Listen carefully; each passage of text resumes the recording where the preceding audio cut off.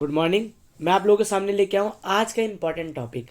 क्या था महात्मा गांधी जी के बारे में, कौन थे महात्मा गांधी और किस तरीके से उन्होंने देश को आज़ाद कराया, पूरा इस चैप्टर के बारे में हम पढ़ेंगे।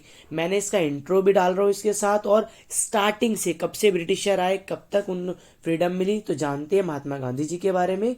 महात्मा गांधी जी का जन्म 2 अक्टूबर 1869 पोरबंदर। कहाँ पर हुआ? पोरबंदर। पोरबंदर कहाँ पर है? गुजरात के अंदर है। कहाँ पर है? गुजरात के अंदर, अहमदाबाद, है ना। अब इनकी हत्या की तारीख, पहले इनका जन्म देखते। देखिए, समय मैंने लिखा नहीं तो तारीख याद कर लो, 2 अक्टूबर 1869। क्या तारीख दी हुई है मैंने? 2 अक्टूबर 1869 में इनका जन्म हुआ। उनके मृत्यु की तारीख थी 30 जनवरी 1948।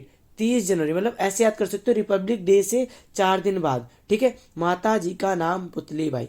माता जी का नाम पुतलीबाई, पिताजी का नाम करमचंद गांधी। ठीक है, माता जी का नाम पुतलीबाई गांधी और पिताजी का नाम करमचंद गांधी। पत्नी का नाम कस्तूरबा गांधी। पत्नी जी का नाम क्या हुआ? कस्तूरबा गांधी। चलिए समझते हैं। 1869 में जन्म हुआ और 1883 मतलब लगभग लगभग सिर्फ 14 साल के हुए थे और उनका विवाह हो गया कस्तूरबा गांधी जी के साथ। उसके बाद उन्होंने अपने समय में, उस समय पे भी स्टडी को महत्व समझा, शिक्षा ली, और उन्होंने 5 साल तक स्टडी करी लॉ की। कितनी? किसकी स्टडी करी? लॉ की। मतलब हम ये कह सकते हैं उन्हें बहुत सारे नियमों के बारे में ज्ञान था। ज्ञान के बिना वो लड़ नहीं सकते थे, कि ज्ञान सबसे बड़ा हथियार है। तो 1888 में उन्होंने स्टडी कंप्लीट करी भारत के अंदर, और उन्होंने अपनी स्टडी को और बढ़ाने के लिए और नॉलेज क्रिएट करने के लिए 1888 से, मतलब कह सकते हैं 1888 में चले गए लंदन, और वो 1891 में भारत आते हैं। देखिए, 1888 में जब लंदन गए तो लंदन में जाकर भी उन्होंने स्टडी करी किसकी? लॉ की। किसकी स्टडी करी? लॉ की। 1891 से लेके 1893 वो भारत आए और उन्होंने लॉ प्रैक्टिस करी। कहाँ पर? भारत के अंदर। 1891 में लॉ प्रैक्टिस करी और फिर वो साउथ अफ्रीका चल दिए। 21 साल मतलब उन्होंने साउथ अफ्रीका में दिए। 1893 से लेके उन्होंने अपना सारा समय कहाँ दिया? South Africa. वहां पर भी उन्होंने एज आ फ्रीडम फाइटर परफॉर्म किया। एज आ, कह सकते हैं, उन्होंने लॉयर के रूप में और नेता के रूप में बहुत सारे रोल प्ले करे। बट हमें वो नहीं समझना, हम सीधा आते चैप्टर के अंदर। गांधी जी का भारत के अंदर आगमन कब हुआ? आगमन मतलब होता है वापिस आना या आना। 9 जनवरी 1915 में गांधी जी भारत आ गए।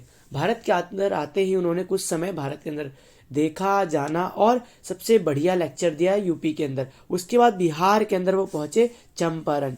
चंपारण में वहां पर किसानों भाइयों के लिए आंदोलन किया 1917 के अंदर।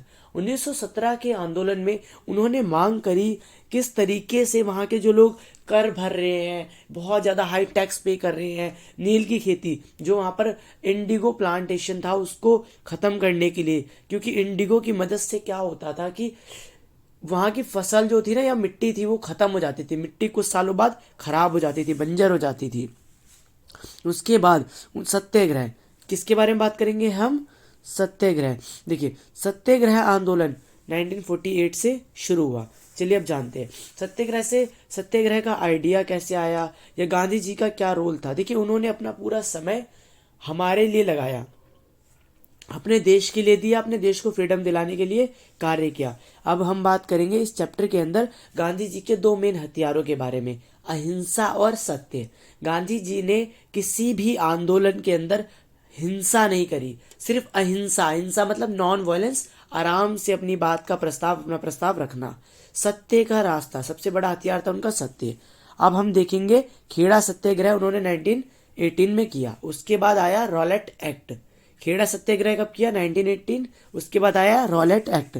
रॉलेट एक्ट क्या था? एक ऐसा कानून था जिसके अंदर किसी भी इंसान को एक साथ, हिंदुस्तानियों को समूह बनाने के लिए कहते हैं रोक लगा दिया गया, पाबंदी लगा दी गई। क्यों? क्योंकि हम लोगों ने 3-4 आंदोलन करे थे। क्या करे?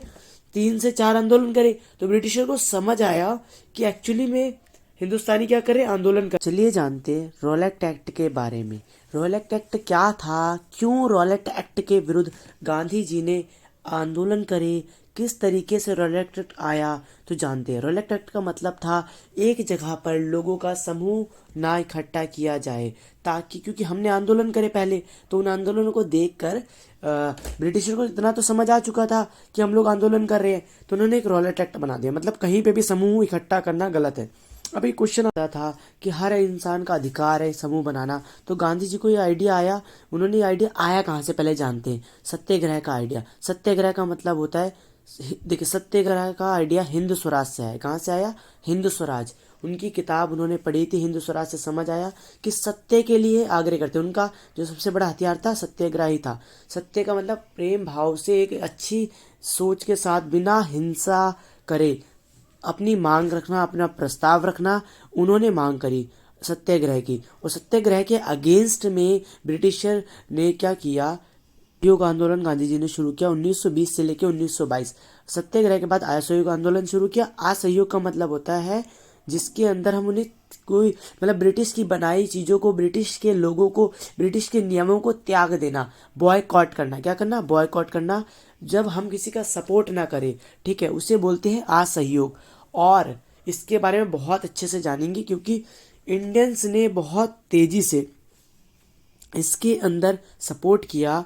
इंडियंस ने बहुत तेज़ी से इसके अंदर सपोर्ट किया, और इंडियन के लोगों ने बहुत तेज़ी से ब्रिटिश की चीज़ों को त्याग किया, उन्हें जलाना शुरू किया। और उनके दिमाग में इतनी सी बात जा चुकी थी कि अगर हम ब्रिटिश की बनाई चीज़ों को यूज़ करेंगे तो हमारा जो इकोनॉमिक ग्रोथ है, जो हमारे पैसे हैं, वो ब्रिटिश के पास चले जाएंगे, और हमारे पास तो कुछ बचने वाला नहीं है। हमारी जो इकोनॉमिक एक्टिविटी है धीरे धीरे ख़त्म हो रही है। तो इसलिए उन्होंने क्या किया, असहयोग आंदोलन किया। और इसमें बच्चों ने स्कूल छोड़ दिए। बड़े बड़े जिनके पास नौकरियां थी, ब्रिटिश के अंडर जो काम करते थे, उन्होंने सभी सरकारी कार्यालय जो ब्रिटिश के कार्यालय थे, जो हिंदुस्तान के अंदर ही थे, उनको त्याग कर उन्होंने क्या किया, असहयोग आंदोलन में गांधी जी का समर्थन किया। लेकिन असहयोग आंदोलन ज़्यादा सक्सेसफुल क्यों नहीं हो सका, तो पहले इसको जानते हैं। असहयोग आंदोलन के अंदर गांधी जी बहुत अच्छा काम कर रहे हैं, सब लोग सपोर्ट कर रहे हैं, लेकिन 1922 के अंदर एक इंसिडेंट हुआ।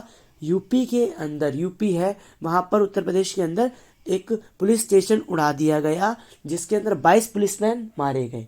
अब जब 22 पुलिस वाले मारे गए तो गांधी जी का जो मुख्य उद्देश्य था हिंसा को ख़त्म करना, वो अहिंसा का रास्ता अपनाना चाहते थे। इसी वजह से असहयोग आंदोलन किया था, अहिंसा का रास्ता। लेकिन उसी टाइम पे उन्होंने नॉन कॉर्पोरेशन मूवमेंट जो असहयोग आंदोलन था उसको वापस ले लिया। उन्होंने आंदोलन बंद कर दिया।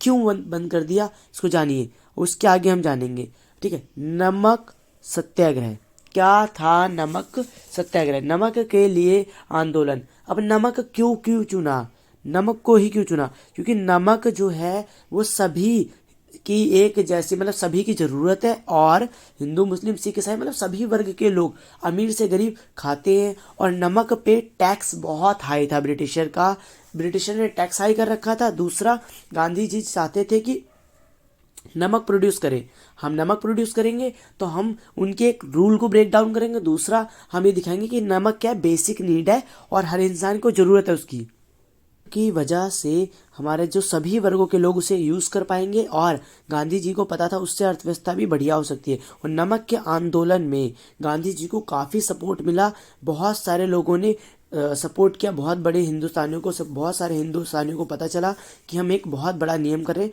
10 दिन गांधी जी पैदल चले, 200 मील, 240 मील गांधी जी चलकर उन्होंने साबित किया कि उन्होंने बनाया तो थोड़ा सा नमक, लेकिन उस थोड़े से नमक ने लोगों के अंदर जुनून जगा दिया कि हम अगर चाहें तो अपनी ज़रूरतों की चीज़ अपने लिए लड़ सकते हैं, और वो भी अहिंसा, बिल्कुल शांति से मांग कर सकते हैं। तो अब जानेंगे प्रथम गोलमेज सम्मेलन। प्रथम गोलमेज सम्मेलन, गोलमेज का मतलब क्या है?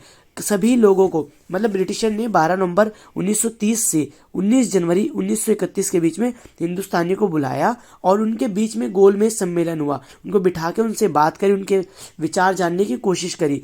गांधी जी को इससे उम्मीद थी कि बहुत सारे नए प्रस्ताव होंगे, पर ऐसा नहीं हुआ। दूसरा हुआ 7 सितंबर 1931 से लेके 1 दिसंबर 1931 तक। दूसरा कब हुआ? इसके अंदर था क्या इसके अंदर हमारी बात सुनने की कोशिश कर रहे थे ब्रिटिशर, डील करने की कोशिश कर रहे थे, पर इसका कोई बड़ा फैसला निकलकर सामने नहीं आया। और गांधी जी ने छोटे छोटे वर्गों के लोगों के साथ मिलना शुरू किया, सभी धर्मों के लोगों को एक साथ बांधा, छोटे छोटे गरीब लोग, अछूत जाति, उनके साथ मिलकर गांधी जी ने काम किया। और बहुत सारे जो पार्टियां थी, हिंद स्वराज और कांग्रेस पार्टी, इन सभी पार्टियों को एक साथ लेके आए ताकि एक साथ काम किया जा सके। मुस्लिम लोग, मोहम्मद अली, शौकत अली को जोड़ा और मुस्लिमों को एक साथ जोड़ा, हरिजन के साथ मिलकर कार्य किया, उनको अपने साथ जोड़ा। और 1942 1942 में एक नारा दिया, भारत छोड़ो आंदोलन। 1942 में एक नारा दिया, भारत छोड़ो आंदोलन। इसको बोलते भारत छोड़ो, ब्रिटिशर अंग्रेजों भारत छोड़ो, ये नारा दिया और उनके लिए मांग करी। और दूसरा नारा दिया, डू और डाई, करो या मरो। इस बार हिंदुस्तानियों को बोला कि कर लो, जान लगा दो और आज़ादी दिलाओ। दूसरा था, गांधी जी को जेल से रिहा किया गया 1944। गांधी जी को जेल में डाल दिया गया तो उनको रिहा करवा लिया गया। इस समय पर इंग्लैंड में श्रम सरकार सत्ता में आ गई और लेबर श्रम सरकार को जब सत्ता में आई ब्रिटिशर की, तो वहाँ से काफ़ी हद तक ब्रिटिशर के ऊपर जोर पड़ा। और उसी 1945 में विश्व युद्ध खत्म हुआ था, तो हम एक ये भी था कि अब सभी लोगों को ये भी देखना था ने एक्चुअली में एक ऐसी तारीख तय करी फरवरी के महीने में 1947 में कि कब भारत आज़ाद होगा। और 15 अगस्त की तारीख लॉर्ड माउंटेन बैंड ने ही तय की थी आज़ादी के लिए। और आखिरकार 15 अगस्त 1947 को भारत को आज़ादी मिली। और इसके पीछे बहुत बड़ा योगदान था महात्मा गांधी जी का। उन्होंने अपना पूरा जीवन दिया, देश को आज़ाद कराया। 30 जनवरी 1948 उनको मृत्यु भी हो गई। देखिए, 1 साल के अंदर उनकी मृत्यु हो गई, लेकिन भारत आज़ाद हो गया। वीडियो लाइक करें, थैंक यू।